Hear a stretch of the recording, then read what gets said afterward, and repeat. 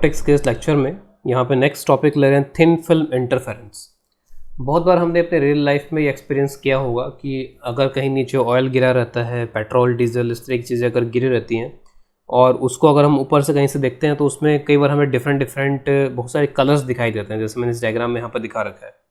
कई बार हम soft film वगैरह यहाँ पर देखते हैं, जैसे बबल्स, जब हम सॉफ्ट बबल वगैरह बना करके उनको उड़ाते हैं तो अगर हम किसी एंगल से देखते हैं तो वहाँ पर भी हमें कुछ कलर्स वगैरह दिखाई देते हैं, जैसे इस सॉफ्ट फिल्म में कलर्स को दिखाया गया है। तो ये सब फिनोमेना को हम यहाँ पर इंटरफेरेंस, थिन फिल्म इंटरफेरेंस के इस टॉपिक में एक्सप्लेन कर सकते हैं कि वहाँ पर क्या हो रहा है, उसकी मैथमेटिक्स को देख सकते हैं कि किस कंडीशन में इस तरीके की चीज़ें होंगी यहाँ पे। और एक डायग्राम भी यहाँ पे लास्ट में दिखाया गया है कि अगर कोई इस तरीके की फिल्म होती है जिसका रिफ्लेक्टिव इंडेक्स एयर वैक्यूम जो बाहर है उससे डिफरेंट होता है, तो जो रे आती है उस रे का कुछ पार्ट यहाँ से रिफ्लेक्ट हो जाता है, क्योंकि बिना रिफ्लेक्शन के वी कैनॉट सी। जब तक हमारी तरफ रेज नहीं आएंगे तो हम लोग नहीं देख सकते हैं। तो हम लोग तो ऊपर से देख रहे हैं उन चीज़ों को, तो रिफ्लेक्शन के थ्रू हमारे पास लाइट पहुँच रही है उनसे। तो लाइट जो आ रही है यहाँ पे उसका कुछ पार्ट ऊपर का जो सरफेस है वहाँ से रिफ्लेक्ट हो जा रहा है, फिर उसके बाद में अंदर रिफ्रैक्शन के थ्रू जो लाइट जा रही है फिर वो यहाँ से वापस से रिफ्लेक्ट हो रही है और फिर वो ट्रांसमिट होकर के यहाँ पर बाहर आ रही है। तो ये जो प्रोसेस है, इस प्रोसेस के थ्रू हम यहाँ पर इस तरह की फिल्म्स में डिफरेंट कलर्स देखते हैं। कहीं पर हमें डार्क स्पॉट दिखाई देते हैं, कहीं पे हमें ब्राइट स्पॉट दिखाई देते हैं। तो जहाँ पे डार्क स्पॉट वो एक तरीके से मिनिमा को रिप्रेजेंट करते हैं, जहाँ पे ब्राइट स्पॉट तो वो एक तरीके से मैक्सिमा को रिप्रेजेंट करते हैं। तो उस तरीके से डिफरेंट कलर के बैंड्स हमें वो दिखाई देते हैं। पे कुछ कैलकुलेशंस देख रहे हैं थिन फिल्म इंटरफेरेंस से रिलेटेड। तो डायग्राम में इसको मैंने थिन नहीं दिखाया क्योंकि उसमें हम फिर डायग्राम क्लियरली नहीं बना पाएंगे यहाँ पर। तो सपोज़ यहाँ पर एक ये फिल्म है जिसकी थिकनेस यहाँ पर टी है, जो लाइट इंसिडेंस कराई जा रही है, सपोज़ का एंगल ऑफ इंसिडेंस जो है वो आई के इक्वल यहाँ पे हो रहा है। तो उसी तरीके का डायग्राम हम बना रहे हैं जो हमने अभी प्रीवियसली देखा है। तो जो लाइट यहाँ पे आएगी, क्योंकि बाहर का मीडियम यहाँ पे रेयरर अज्यूम किया जा रहा है, अंदर का मीडियम जो है बाहर के कंपेरिजन में डेंसर मीडियम है, तो लाइट का यहाँ पे partial reflection and partial refraction दोनों होते हैं। तो यहाँ पर लाइट को इस तरीके से आप दिखा सकते हो। तो लाइट का कुछ पार्ट यहाँ पे रिफ्लेक्ट हुआ है, तो this is the reflected beam, और लाइट का कुछ पार्ट यहाँ पे रिफ्रैक्ट होके अंदर जा रहा है, तो this is the refraction here. तो यहाँ पे ये कुछ रिफ्रैक्शन हो गया इसमें, और उसके बाद में जो लाइट यहाँ पर पहुँची है उसमें से भी कुछ पार्ट अगेन यहाँ पे रिफ्लेक्ट हो जाएगा और कुछ पार्ट यहाँ पर ट्रांसमिट होकर बाहर निकल जाएगा एट द सेम एंगल आई। अगर एयर और यहाँ पर भी एयर है तो उसी एंगल आई पे बाहर निकल जाएगा यहाँ पे। तो यहाँ पर भी एक normal, let us draw a normal here also. तो सपोज़ ये यहाँ का नॉर्मल हो गया और उसके बाद में कुछ पार्ट यहाँ से इस तरीके से रिफ्लेक्ट हुआ होगा एट द सेम एंगल। तो let us assume that is that part, reflection वाला पार्ट यहाँ पर ये है, और उसके बाद में फिर यहाँ से भी थोड़ा ट्रांसमिशन लाइट का हुआ होगा, कुछ पार्ट यहाँ से ट्रांसमिट होकर बाहर गया होगा। तो ट्रांसमिट होकर के जो पार्ट यहाँ पर बाहर गया है तो उसको मैं यहाँ पर कुछ इस तरीके से रिप्रेजेंट कर रहा हूँ। इसका भी एंगल जो होगा वो आई के बराबर ही रहेगा।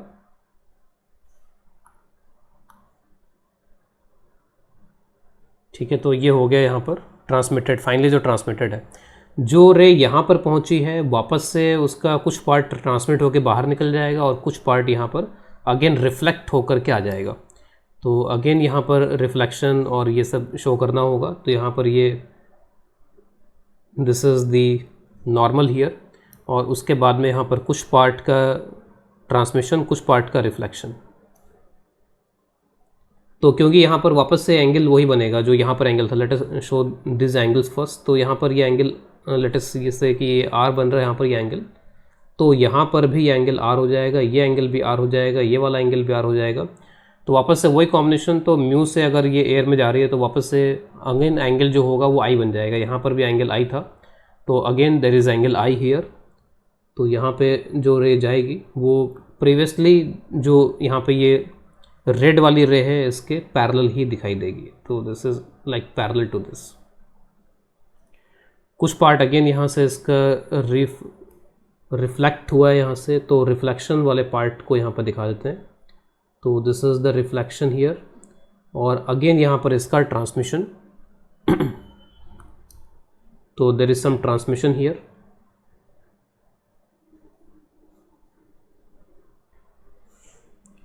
अगेन उसी एंगल आई पर।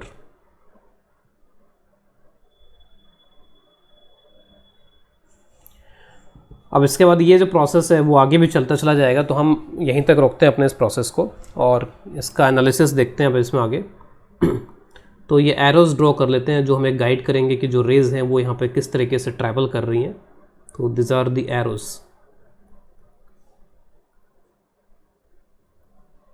जो ट्रांसमिटेड रेज़ हैं उनके लिए ये कुछ इस तरीके का, और जो भी यहाँ पे एंगल वगैरह बन रहे हैं उनको दिखा देते हैं। तो this angle is R, this angle is I, फिर अगेन यहाँ पे this angle is I and this angle is I. यहाँ पर हमें कंसंट्रेट करना है एक तो इन दोनों पे, जिसको मैं नाम देता हूँ 1 and 2, और एक हमें कंसंट्रेट करना है यहाँ पर इन दोनों पे, दिस इज़ 3 and 4। अब पूरे प्रोसेस को एक बार वापस समझ लेते हैं। तो इंसिडेंट रे आई, उसका कुछ पार्ट यहाँ पर रिफ्लेक्ट हो गया, कुछ पार्ट ट्रांसमिट हो गया, फिर उसके बाद में यहाँ पर जो रे पहुँचती है कुछ पार्ट वापस से रिफ्लेक्ट हुआ, कुछ पार्ट ट्रांसमिट हो गया, फिर जो रे यहाँ पर पहुँची उसका कुछ पार्ट यहाँ से निकल गया, कुछ पार्ट यहाँ से रिफ्लेक्ट हो गया, फिर उसके बाद जो रे यहाँ पहुँची उसका कुछ पार्ट ट्रांसमिट हो गया, अगेन रिफ्लेक्शन वगैरह हुए होंगे, अभी मैं उसको यहाँ पर दिखा नहीं रहा हूँ इसमें। तो अब यहाँ पर अब ये जो 1 और 2 हैं, जो रेज़ यहाँ से बाहर निकली हैं, तो ये रेज़ जहाँ पर भी मिलेंगे इनके वैसे इस तरीके की जो रेज़ मिलेंगे आगे जाकर के, उनके वैसे एक इंटरफेरेंस पैटर्न हमें दिखाई देगा। अब वो इंटरफेरेंस पैटर्न जनरली हम अपने आइज़ के थ्रू देखते हैं। तो आइज़ एक कॉन्वेक्स लेंस होता है, और कॉन्वेक्स लेंस क्या करता है कि जो भी यहाँ पर इस तरीके की जो रेज़ आ रही हैं उनको हमारे जो रेटिना है, जो स्क्रीन है, उसके ऊपर एक तरीके से फोकस या कन्वर्ज कर देता है। या फिर अगर हम यहाँ पर आर्टिफिशियली इसको ऑब्टेन करना चाहते हैं, तो आर्टिफिशियली ऑब्टेन करने के लिए यहाँ कहीं पर हम, क्योंकि ये पॉइंट्स ज़्यादा दूर नहीं होते, पास पास ही होते हैं, डायग्राम की क्लैरिटी के लिए बहुत ही पॉइंट्स दूर हो गए, तो यहाँ पर एक कॉन्वेक्स लेंस रख सकते हैं। तो या तो एक कॉन्वेक्स लेंस हो सकता है, या फिर एक आई यहाँ पर हम दिखाते हैं जनरली, जहाँ पर हम इंटरफेरेंस पैटर्न हमारे रेटिना पे एक तरीके से बन रहा होगा, उसको हम देख रहे होंगे। जिस तरीके से हम ऑयल के ऊपर बनते हुए जो इंटरफेरेंस पैटर्न है, ऑयल पे बनते पैटर्न को हम देखते हैं, या किसी सोप बबल पे बनते पैटर्न को देखते हैं। तो 1 और 2, तो 1 और 2 से जो इंटरफेरेंस पैटर्न होता है, या फिर 1 और 2 से जो इंटरफेरेंस मिल रहा है हमको, उसको हम बोलते हैं इंटरफेरेंस थ्रू रिफ्लेक्शन। और 3 और 4 से भी इस तरीके के पैटर्न हमको मिल सकते हैं। यहाँ पर आप कोई लेंस वगैरह इस तरीके से रख सकते हो और इनको कन्वर्ज कर सकते हो, फोकस कर सकते हो। तो इनके थ्रू बनने वाले पैटर्न को हम बोलते हैं इंटरफेरेंस थ्रू ट्रांसमिशन। तो 1 + 2 जब यहाँ पर ले रहे हैं इसमें, तो that is interference through reflection. Reflection के through we are seeing the pattern. और 3 और 4 से जब यहाँ पर बात कर रहे हैं, तो इंटरफेरेंस थ्रू ट्रांसमिशन बोलेंगे फिर इसको हम, क्योंकि सेम मीडियम में 1 और 2 सेम मीडियम में है, तो सेम मीडियम में रिफ्लेक्शन बोल दिया, और पूरे मीडियम को क्रॉस करके जब दोनों बाहर निकल के 3 और 4, चाहे वो किसी भी तरीके से बाहर निकले हो, उसको हमने ट्रांसमिशन बोला इसमें। तो ज़्यादातर जो केसेस हमें दिए जाते हैं वो रिफ्लेक्शन वाले ही होते हैं, क्योंकि जब हम किसी ऑयल फिल्म वगैरह को देखते हैं तो ऑब्वियस है कि वो कहीं नीचे होता है और हम उसको ऊपर से कहीं से देख रहे होते हैं, तो रिफ्लेक्शन के थ्रू ही ज़्यादातर केसेस होते हैं। लेकिन क्वेश्चन या फिर डिफरेंट सिचुएशन में ट्रांसमिशन वाले भी आ सकते हैं।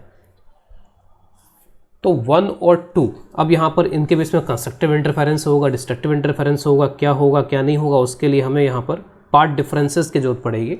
तो 1 और 2 में पार्ट डिफरेंस हमें यहाँ पर अब ये देखना है। तो इनिशियली तो एक सिंगल बीम यहाँ पे आ रहा था, यहाँ तक तो वो कंप्लीट एक सिंगल बीम था। यहाँ पे आने के बाद में, इस पॉइंट पे आने के बाद में वो स्प्लिट हो रहा है, तो हमें तो अभी 1 पे कंसंट्रेट करना है। तो 1 तो यहीं से निकल गया, ठीक है, 1 चला गया यहीं से।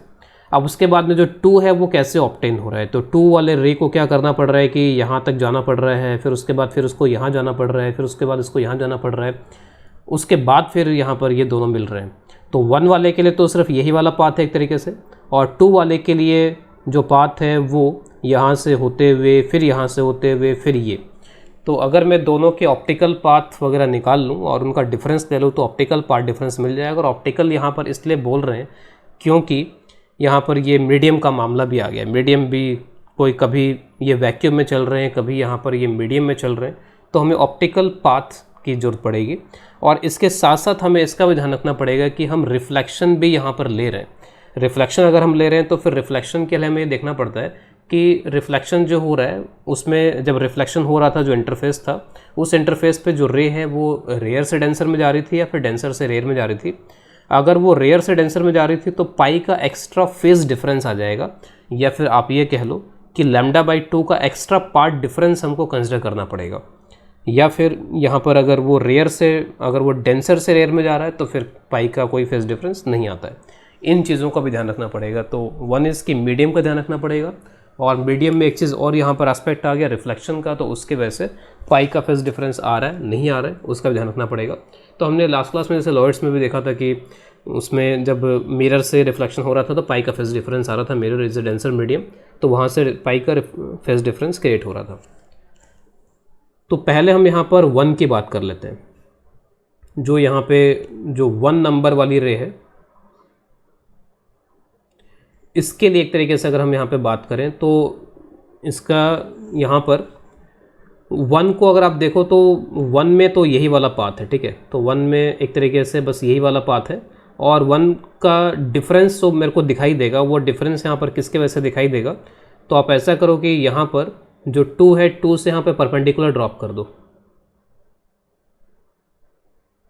2 से अगर यहाँ पे परपेंडिकुलर ड्रॉप कर देते हो तो जो दिखने वाला ज्योमेट्रिकली जो दिखने वाला पार्ट डिफरेंस है वो यही होगा 1 की वजह से, ठीक है।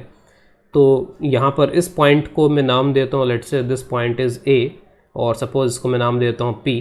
तो 1 में एक तरीके से AP आएगा एक तो एक्स्ट्रा, और AP लिखने के साथ साथ आप यहाँ पर अब ये भी लिख सकते हो कि क्योंकि यहाँ पर 1 जो बना था वो यहाँ पर एक तरीके से रिफ्लेक्शन के थ्रू बना था, और रिफ्लेक्शन में एक्स्ट्रा पाई का फेज डिफरेंस यहाँ पे आएगा, क्योंकि जो रे है यहाँ पर वो कहाँ से जा रही है, एयर से म्यू में जा रही है। तो रेयर से डेंसर मीडियम में जाते समय रिफ्लेक्शन हुआ तो पाई का फेज डिफरेंस इसको सफ़र करना पड़ेगा।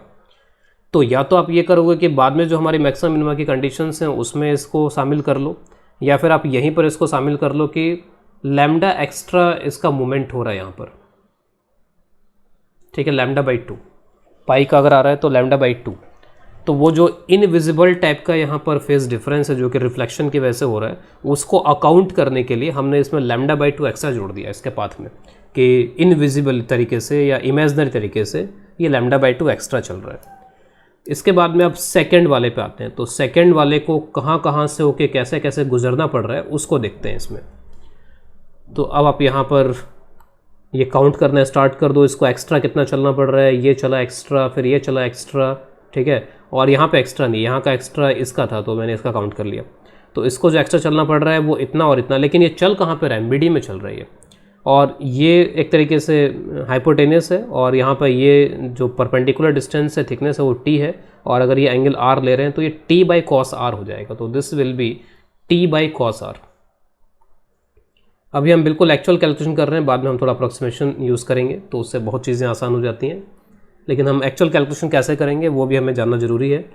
तो यहाँ पर क्योंकि मीडियम में चल रहा है तो मीडियम में जो डिस्टेंस चलते हैं उसको अगर मैं म्यू से मल्टीप्लाई कर दूँ तो वही डिस्टेंस हमको चाहिए होता है। तो एक तरीके से यहाँ पे 2 बार t/cos r चल रहा है, एक बार नीचे और एक बार ऊपर जाते समय t/cos r, तो ट्वाइस म्यू से मल्टीप्लाई करना पड़ेगा t/cos r को। इन दोनों का आप डिफरेंस ले लो, अगर आप इन दोनों का डिफरेंस ले लेते हो तो उस केस में आपको पता चल जाएगा कि यहाँ पर ये कितना पार्ट, इनके बीच में जो पार्ट डिफरेंस है वो पार्ट डिफरेंस यहाँ पर कितना है। और उस पार्ट डिफरेंस को कैलकुलेट करने के लिए आपको यहाँ पर ये AP भी कैलकुलेट करना पड़ेगा कि व्हाट इज़ दिस AP। तो ये AP यहाँ पर कितना होगा, ये कैसे कैलकुलेट किया जाए तो वो यहाँ पर इसमें हमें देख लेना होगा। तो how to calculate this AP, तो एक कंस्ट्रक्शन में यहाँ पर और एक्स्ट्रा कर रहा हूँ इस AP कैलकुलेशन के लिए। ये जो नॉर्मल यहाँ पर ड्रॉ किया गया था, इस नॉर्मल को थोड़ा और आगे ऊपर की तरफ एक्सटेंड कर देते हैं। Let us extend this normal upwards. तो अगर मैं इसको थोड़ा सा ऊपर की तरफ यहाँ पर एक्सटेंड कर रहा हूँ तो आप ये वाली लेंथ यहाँ पर लिख सकते हो कि ये जो लेंथ है, ये लेंथ यहाँ पर किसके बराबर होगी, what is this length here. तो ये वाली जो लेंथ है ये परपेंडिकुलर डिस्टेंस तो यहाँ पे t है और ये एंगल r है, तो ये t tan r हो जाएगा। This is equal to t tan r, और ये भी t tan r होगा। तो ये a, और सपोज इस पॉइंट को मैं नाम देता हूँ यहाँ पर a डैश। तो ये जो a डैश है यहाँ पे, that is twice t tan r। This is 2t tan r, ठीक है, t और t मिक्स ना हो जाए तो मैंने ब्रैकेट ले लिया। तो this is 2t tan r हो गया यहाँ पर इसमें। अब आप यहाँ पर ये एंगल वगैरह का थोड़ा हिसाब किताब रख लो। यहाँ पे ये एंगल i 90 - i, ये एंगल i हो जाएगा यहाँ पे। और ये जो AP A डैश ट्राइंगल आपको दिख रहा है यहाँ पे, AP A डैश ट्राइंगल, इस ट्राइंगल के अंदर यहाँ पे ये हाइपोटेनस हो गया, और ये जो डिस्टेंस है फिर कॉस साइन आई से मल्टीप्लाई करके आ जाएगी। तो this A P will now be equal to 2t tan r, इसको मल्टीप्लाई करना पड़ेगा साइन आई के साथ। तो उससे आपका यहाँ पर ये जो ए पी है, ये ए पी यहाँ पर कैलकुलेट हो जाएगा।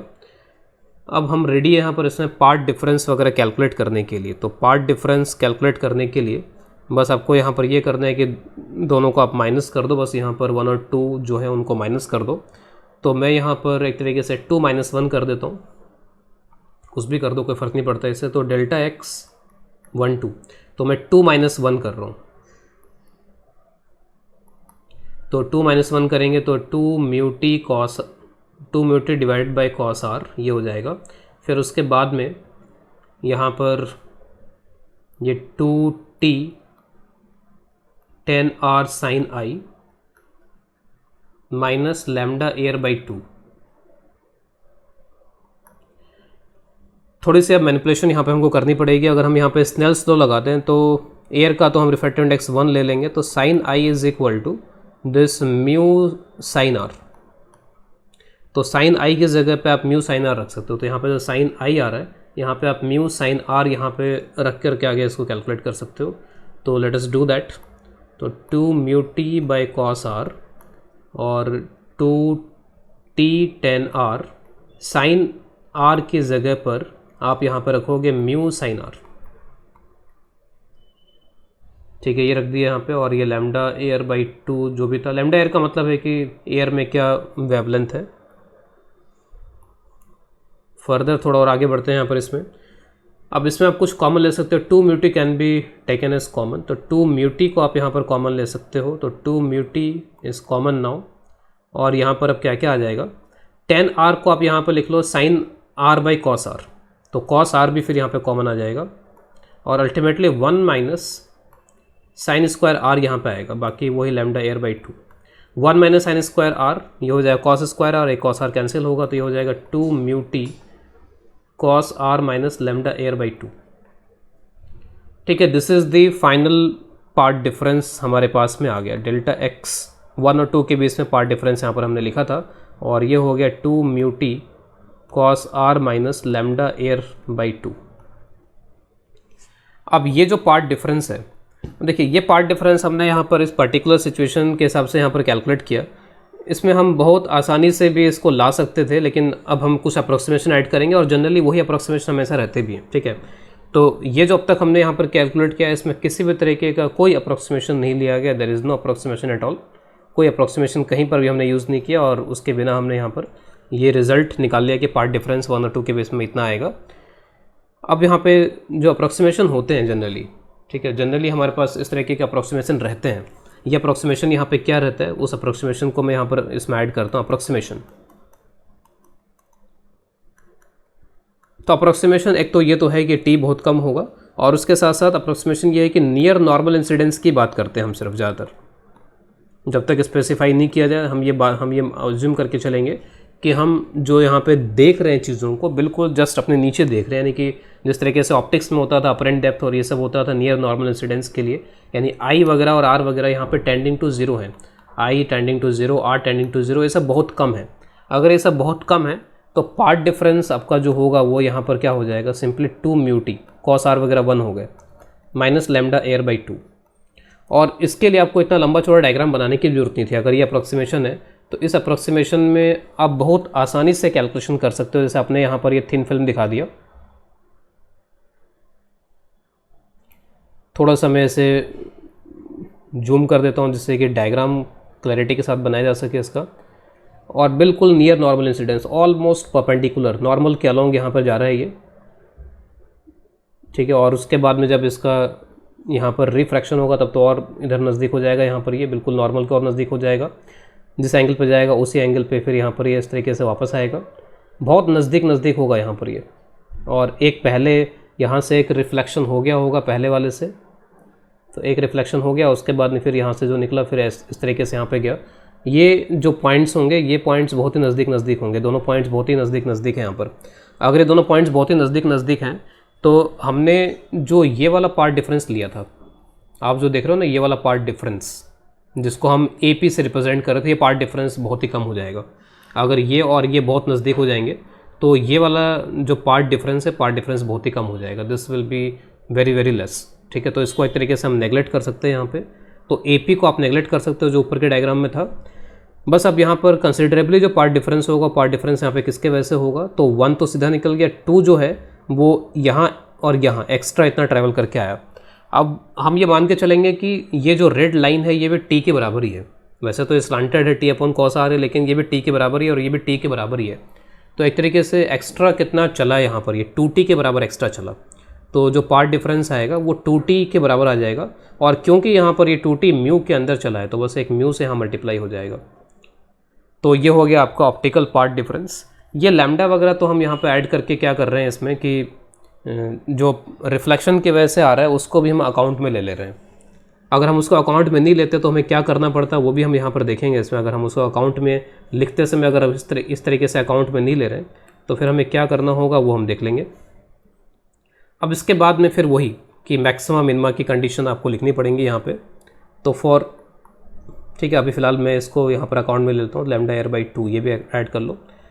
उसके बाद में फॉर मैक्सिमा मिनिमा कंडीशन वगैरह क्या बनेंगे यहाँ पे, तो फॉर मैक्सिमा अब मैं वो cos r और ये सब नहीं ले रहा हूँ क्योंकि ज़्यादातर हमें बिना cos r के ही लिखना होता है, तो मैं उसी को फॉलो करते हुए लिख रहा हूँ। तो 2 μt माइनस λ/2, अब एयर ना लिख करके बार बस केवल लैम्डा लिख रहा हूँ आगे, तो n लैम्डा के बराबर हो जाना चाहिए, या 2 μt is equal to n lambda plus λ/2 या 2n प्लस 1 λ/2, कुछ इस तरीके का आ जाएगा यहाँ पर ये। तो आप ये देखो कि अगर आपने यहाँ पर λ/2 नहीं लिखा होता तो फिर आप मैक्सिमा की कंडीशन जब लिखते तो आप, जैसे हमने लॉर्ड्स वगैरह में भी किया था ये चीज़ कि 2 μt, ठीक है, आपने ऑप्टिकल पार्ट डिफरेंस निकाल लिया, फिर ऑप्टिकल पार्ट डिफरेंस को n लैम्डा नहीं लिखोगे, फिर आप लिखोगे कि क्योंकि λ/2 पाई का एक्स्ट्रा ऑलरेडी आ रखा है और पाई का अगर एक्स्ट्रा ऑलरेडी आ रखा है तो हमको मैक्सिमा के लिए पाई एक्स्ट्रा क्रिएट करना पड़ेगा। और वो पाई एक्स्ट्रा क्या करेगा यहाँ पर कि जो पहले से पाई था उसको 2 पाई कर देगा या 0 कर देगा, तो यहाँ पे हमारी कंडीशंस जो हैं वो थोड़ी सी रिवर्स हो जाएंगी। तो एक तरीके से देखने में ऐसे लग रहा है कि जो ऑप्टिकल पार्ट डिफरेंस हम यहाँ पे 2 μt निकाल रहे हैं वो 2n + 1 λ/2 के बराबर आ रहा है, जो कि एक तरीके से मिनिमा की कंडीशन हुआ करती थी। तो अगर आप पहले से ये लैम्डा एयर लेके नहीं चल रहे हो तो फिर आप लास्ट में सिर्फ ये कर लो कि 2 μt इज इक्वल टू उल्टा, ठीक है, उल्टा यहाँ पर आप कंडीशन लगा लो। अगर आप यहाँ पे पहले से उसको अकाउंट में लेके चल रहे हो तो आपको उल्टा पुल्टा करने की जरूरत नहीं पड़ेगी और आप लास्ट में सीधे सीधे बोल दोगे कि n लैम्डा के बराबर कर दो इसको। तो आपने अगर पूरी तरीके से अकाउंट कर रखा है, हर एक चीज़ को अकाउंट कर रखा है, आप n लैम्डा के बराबर ही लिख करके चलोगे इसको। अगर आप ये जो रिफ्लेक्शन वाला उसका अकाउंट करके नहीं चल रहे हो तो फिर आप कंडीशन को रिवर्स करके लिखोगे कि ऑलरेडी पाई का आ रखा है तो कंडीशन रिवर्स होंगी यहाँ पर मैक्सिमा के लिए। ठीक है, तो जैसे भी आपको समझना है आप इसको समझ करके लिखो। अल्टीमेटली मैथमेटिकल कंडीशंस वही बैठेंगी, ठीक है, चाहे आप कैसे भी समझ के लिखो इसको, फिजिकली आप कैसे भी समझो, मैथमेटिक्स अल्टीमेटली वही आनी है। इसके बाद अगर हम फॉर मिनिमा बात करें यहाँ पे, तो मिनिमा की अगर हम यहाँ पर बात करें तो फिर ये जो 2 μt है आप देख सकते हो यहाँ पर इसमें ये n लैम्डा के बराबर आ जाएगा। अब इसमें जो सवाल बनते हैं वो सवाल इस तरीके के बन जाते हैं कि बताइए मिनिमम थिकनेस क्या होगी कि मिनिमा हो जाए यहाँ पर, और थिकनेस क्या होगी कि मिनिमम थिकनेस क्या होगी कि मैक्सिमा हो जाए। तो आप t निकाल लो और n को मिनिमम से मिनिमम पुट कर दो यहाँ पर, तो उससे t की मिनिमम थिकनेस आ जाएगी। जैसे अगर मेरे को मिनिमम के लिए करना है तो t is equal to n λ/2 mu हो गया और n को 1 रखेंगे यहाँ पे, तो मिनिमम थिकनेस मैं यहाँ पर निकाल पाऊँगा।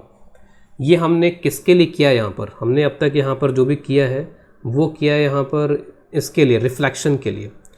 तो कई बार हम इसको यहाँ पर ये बोल देते हैं, मैक्सिमा को हम बोल देते हैं स्ट्रॉन्ग रिफ्लेक्शन, कि रिफ्लेक्शन स्ट्रॉन्ग हो, ठीक है, this is also termed as strong reflection. अगर रिफ्लेक्शन हम चाहते हैं कि स्ट्रॉन्ग तरीके से हो, मैक्सिमा बने वहाँ पर, उसमें इस रिफ्लेक्शन में मैक्सिमा बने, तो फिर उस केस में यहाँ पर थिकनेस को इस तरीके की होनी चाहिए, λ/2 के बराबर। 2 μt इज इक्वल टू λ/2, 3 λ/2, 5 λ/2 इस तरीके का होना चाहिए। फॉर मिनिमा को आप बोल सकते हो दिस इज़ वीक रिफ्लेक्शन। अब हम अगर ट्रांसमिशन के लिए यहाँ पे देखें तो ट्रांसमिशन में फिर 3 और 4 का आपको यहाँ पे कैलकुलेट करना पड़ेगा। तो उसको मैं अब फटाफट यहाँ पे, क्योंकि हमने ऑलरेडी कैलकुलेशंस कैसे करनी है वो देख रखी हैं, तो फटाफट इसको यहाँ पे देख लेते हैं। अब देखिए 3 कैसे बना यहाँ पे, तो यहाँ से ट्रांसमिशन हुआ, उससे 3 बना। ट्रांसमिशन में किसी तरीके का फेस चेंज और ये सब नहीं होता है, ठीक है। तो 3 तो एज इट इज़ तरीके से निकल गया। और अगर 3 और इस 4 को अगर आप कंपेयर करो तो यहाँ से परपेंडिकुलर ड्रॉप करोगे तो ये डिस्टेंस आ जाएगा जो कि एक्स्ट्रा होगा इसके लिए यहाँ पर। फिर उसके बाद में जो 4 है वो इधर चला, फिर उसके बाद इधर चला। लेकिन आप ये देखो कि यहाँ से जब रिफ्लेक्शन हुआ इसमें, तो यहाँ से जब रिफ्लेक्शन हुआ तो किधर जा रहा था, डेंस से रेयर की तरफ जा रहा था ये। तो क्योंकि रेयरर मीडियम से यहाँ पर इसका रिफ्लेक्शन हुआ है, कोई पाई का फेस डिफरेंस यहाँ पर क्रिएट नहीं होगा एक्स्ट्रा। तो इसमें हमारी कंडीशन वैसे की वैसे रह जाएंगे, पाई का कोई फेस डिफरेंस यहाँ पे क्रिएट नहीं होने वाला है। फिर 4 यहाँ से ट्रांसमिशन के थ्रू बाहर निकल गया।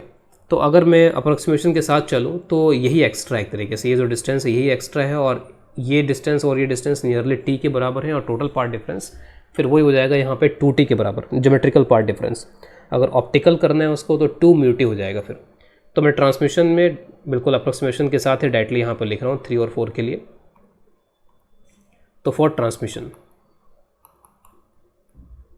तो जो ट्रांसमिशन वाला केस है, तो delta x between 3 and 4 this is simply 2 μt। 2 μt के बराबर हो जाए, कॉस आर वगैरह लिखने की जरूरत नहीं है। और इसमें अगर आप यहाँ पर मैक्सिमा की कंडीशन लिखना चाहते हो फॉर मैक्सिमा, तो यहाँ पे 2 μt is equal to n lambda. और अगर आप यहाँ पे मिनिमा की कंडीशन लिखना चाहते हो तो मिनिमा की कंडीशन इसके लिए हो जाएगी 2 μt is equal to 2n+1 λ/2। आप यहाँ पर ये देख सकते हो कि रिफ्लेक्शन और रिफ्रैक्शन या ट्रांसमिशन दोनों में कंडीशन जस्ट उल्टी आ रही है, ठीक है, जस्ट अपोजिट आ रही है। इसको हम फिजिकली समझ सकते हैं।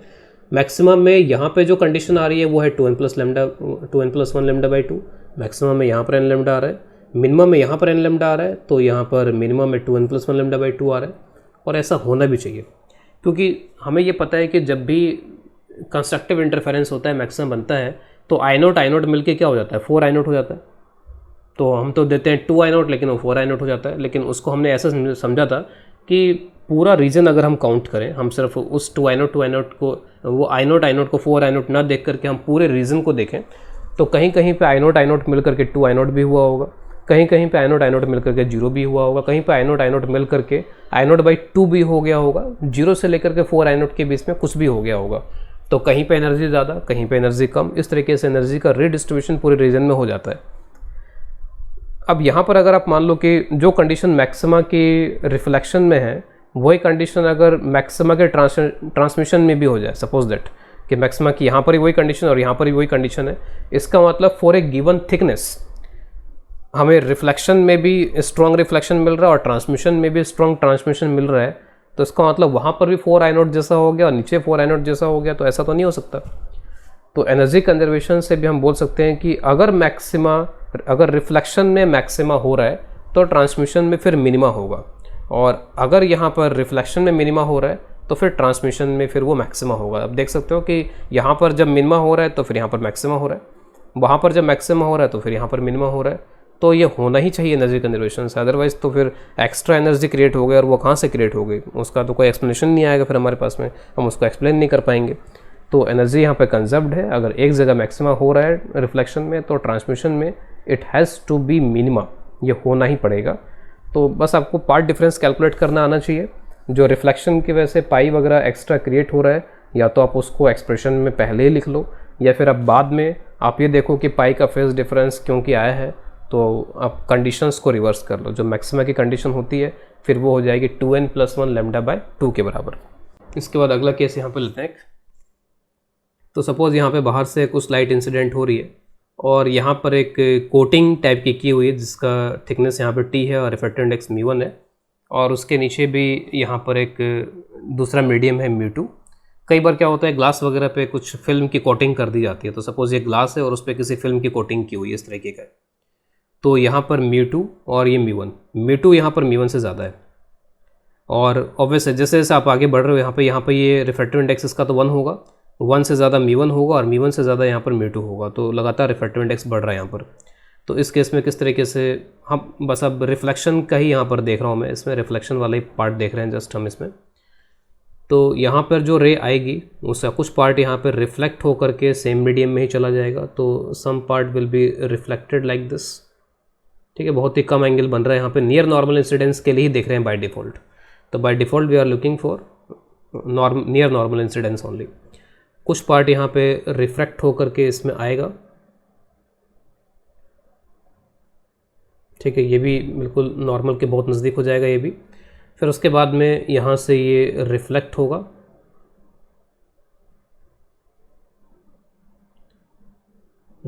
बहुत ही कम एंगल पे, और उसके बाद अगेन यहाँ से ये बाहर निकल जाएगा।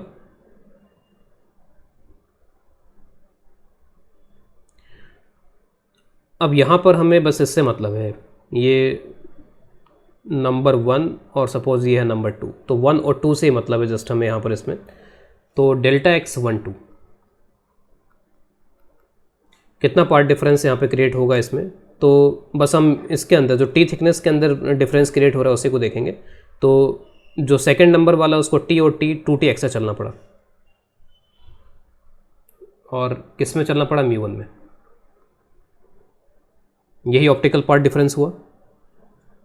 क्या कोई पाई का चक्कर पड़ रहा है यहाँ पर इसमें, पाई का कोई फेज डिफरेंस का चक्कर पड़ेगा इसमें, तो उसको देख लें। तो पहला जो रिफ्लेक्शन यहाँ पे हुआ एयर से μ1 में हुआ, ठीक है। तो एयर से μ1 में जो रिफ्लेक्शन हुआ उसमें पाई का फेज डिफरेंस आ गया, पाई फेज डिफरेंस, क्योंकि डेंसर मीडियम से हुआ है। उसके बाद में अगला जो रिफ्लेक्शन हुआ है यहाँ पर, ये जो यहाँ पर रिफ्लेक्शन हुआ है μ1 से μ2 में जाते समय हुआ है, तो वापस से μ1 से μ2 में भी एक बार और रिफ्लेक्शन हुआ, फिर पाई का वापस से फेज डिफरेंस आ गया। अगर 2 बार पाई का फेज डिफरेंस आ रहा है तो वो नलीफाई हो गया, या तो वो पाई और पाई मिलके 0 हो गए, या फिर वो पाई और पाई मिलके 2 पाई हो गए। तो अगर पाई और पाई मिलके 0 हो गए तब भी नलीफाई कर लिया, पाई और पाई मिलके 2 पाई हो गया तब भी नलीफाई कर लिया। तो अगर 2 बार पाई का फेज डिफरेंस आता है इसका मतलब कि there is no phase difference. तो इन दिस केस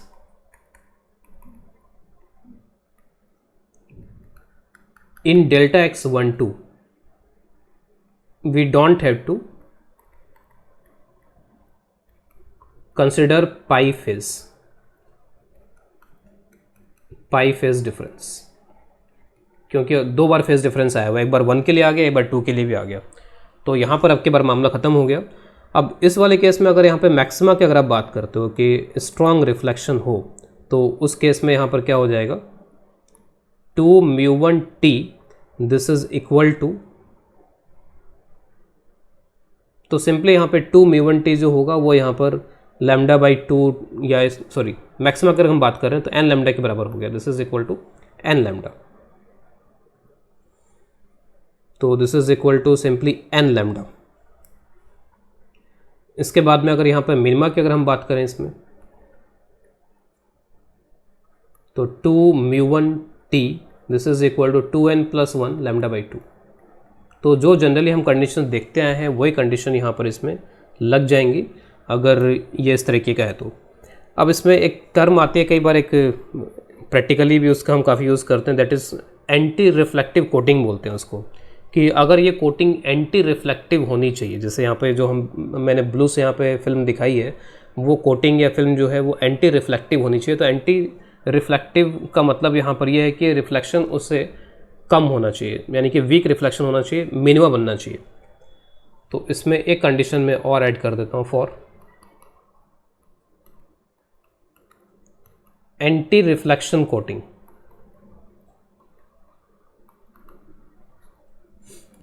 मिनिमा होना चाहिए, देयर शुड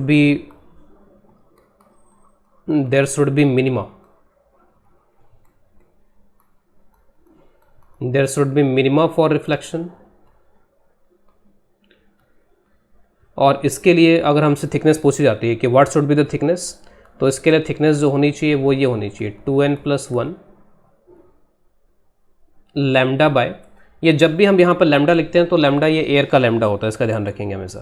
तो 2n + 1 लैम्डा बाय 4 μ1, ये थिकनेस यहाँ पर इसमें होनी चाहिए।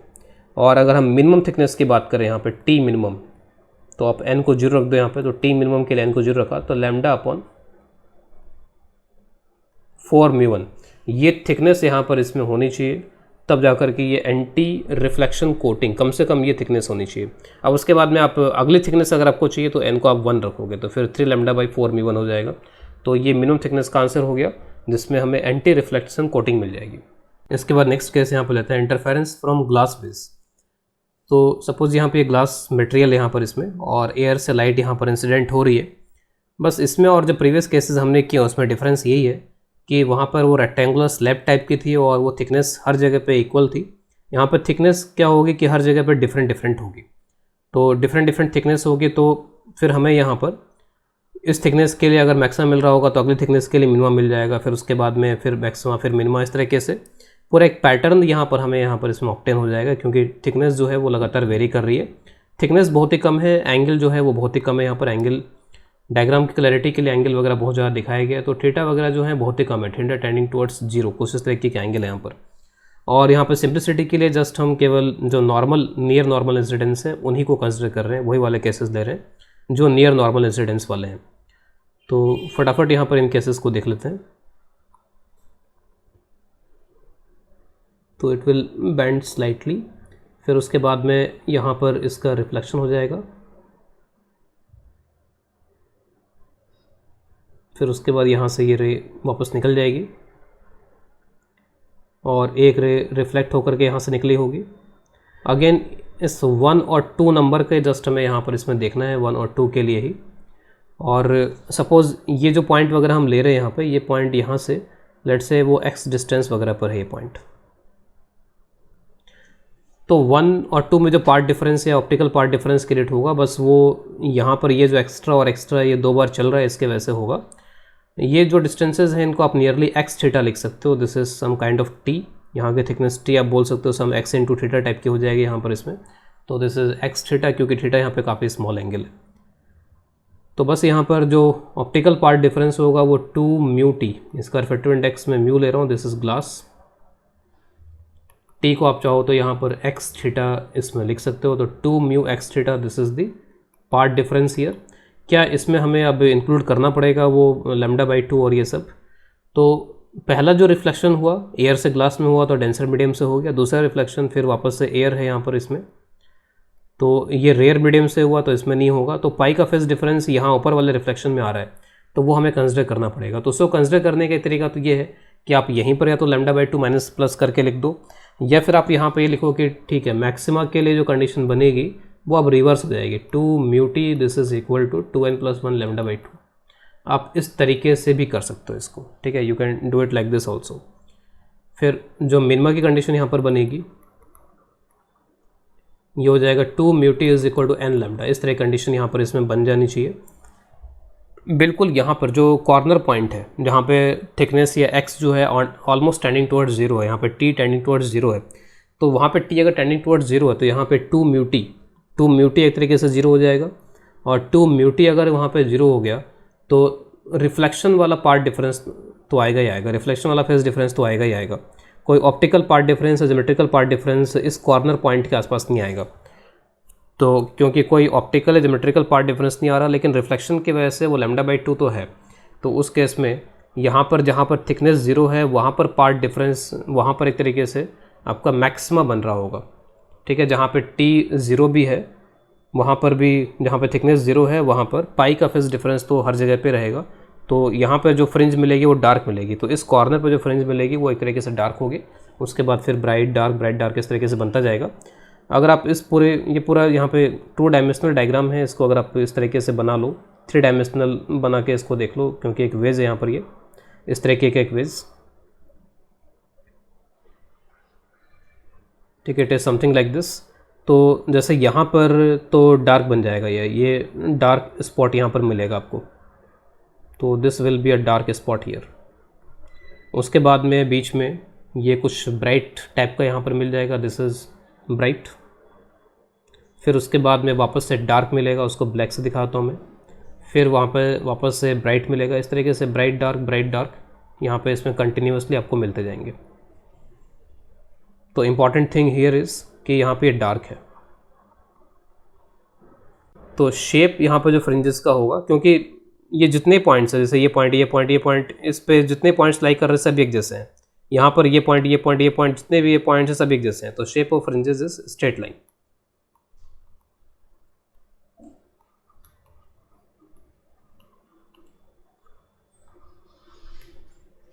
के बाद यहाँ पे लेते हैं इंटरफेरेंस ड्यू टू एयरवेज का मतलब है कि दो ग्लासेस के बीच में यहाँ पे बीच में एयर ट्रैप की हुई है और इसके थ्रू जो इंटरफेरेंस पैटर्न बन रहा है उसको हमें यहाँ पर ऑब्जर्व करना है।